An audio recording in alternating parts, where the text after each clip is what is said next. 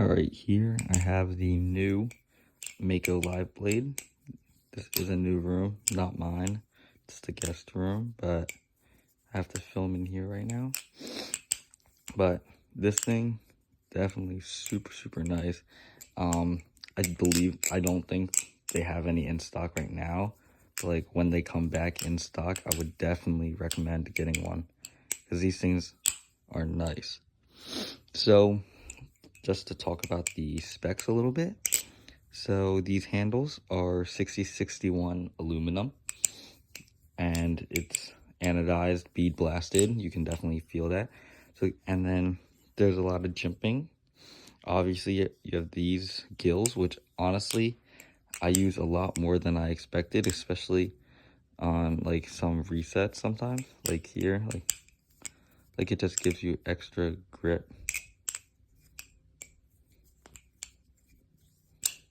And then you have these millings right here on the faces of the handles. And then you have some more jimping on the sides that are really cool looking. They just stay with the shark pattern, and that's actually really good for your ladders, as you can see like there. And then those, along with it being like bead blasted, make it very comfortable yet grippy for being an aluminum knife, because like aluminum's a lot more slippery than titanium is. And not sure the total length of the knife, but it's about the length of a Kraken. I believe it's a little bit shorter than a Kraken. And with the handles, they're definitely thicker than the Kraken handles. They're more square-like, as you can see here. Very square. But honestly, that makes it very fun, nice to hold. It's very comfortable, the blade, especially on chaplains. It's not as smooth as the Krakens, but it's a chamfered blade, so pretty comfortable. But yeah, oh wait, the blade. It is a harpoon blade. I think that's one of the main selling points of this knife. And like, just look at that thing. I think it's dope looking.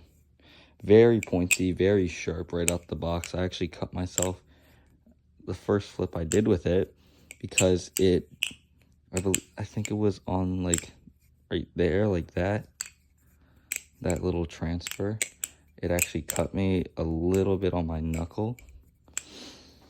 But yeah, right there, nothing too bad. But yes, definitely very sharp. I would be careful with it if you get one, but totally worth it, because this thing flows super nice. It's about 4.2 ounces, so pretty good weight. Like I said in my other videos, I definitely prefer heavier knives. Like I think 4.2 is pretty good. This is probably the lightest I really like my knives. Like obviously I have some other knives that are lighter than 4.2. I'm pretty sure the Kite, but I still love that thing. But yeah, because I think just having a heavier balisong makes keeping your flow easier, and making it feel like the balisong is doing your flipping for you, which I feel is important, especially when you're spending some money on knives. Like this one, definitely not super expensive, but who's like, no one's really trying to drop $200 on a knife every single time unless it flips really well. Like that's pretty expensive for a knife. But yeah, this thing I think is totally worth the price point, because I think actually not 200, it's like 170, I think, and you can get a blemish model for like 160. So that's really worth it in my opinion, because this thing is great. It holds flow super well. It sounds great. I actually have super lube in it right now, so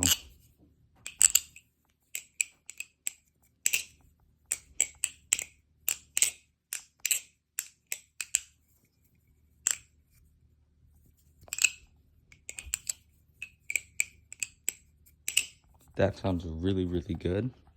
Like I said before, the flow is great on this thing. Honestly, a lot better than I expected. Obviously, it's a Squid Industries product for like almost 200. I expected a really good quality knife, and this thing definitely exceeded my expectations on that, because I previously owned a Mako. I think it was like a Mako V3 or something. I sold that because I didn't really use it that much, the trainer. It was definitely dope. I really liked the Mako. Honestly, one of my favorite trainers from them. I don't think it's the best trainer. I think the best is the new, what is it? I think the best is the Squid trainer. I think that's what it is. Yeah, the new Squid trainer V4s, I want to say. Those things, especially with bushings now, holy shit, those are nice.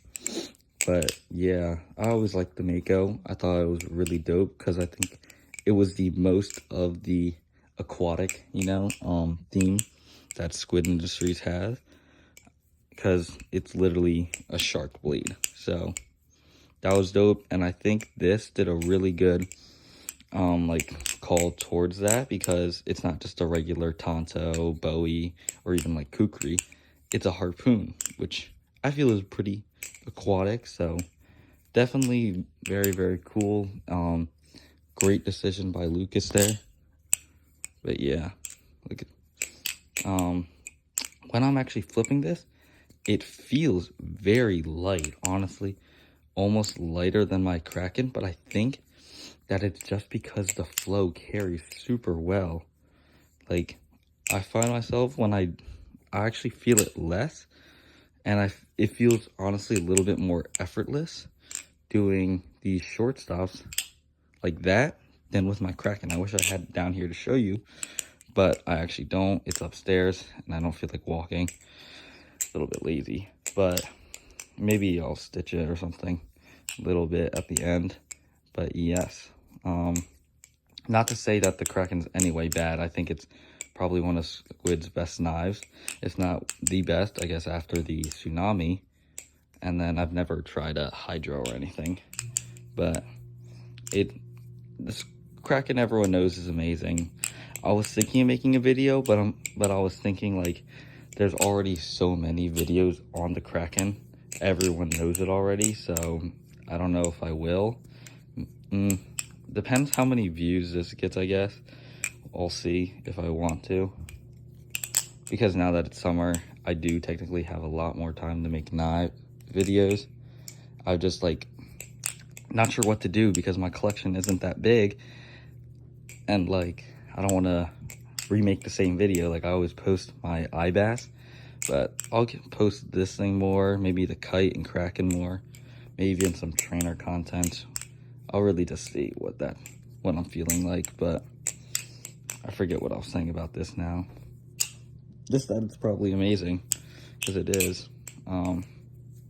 It definitely is a little bit handle biased, not majorly, but so you really don't feel the handle bias too much in tricks. Like, it works fine in fans.